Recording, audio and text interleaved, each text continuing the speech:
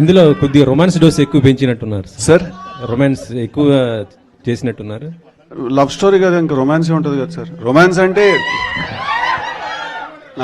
Romance అంటే ఇంకోటి అర్థం చేసుకోవాల్సిన విషయం ఏంటంటే ఈ సినిమాలో కిసెస్ లేవు సార్. ఓకే, ఈ సినిమాలో అట్లా ఫీల్ కాకుండా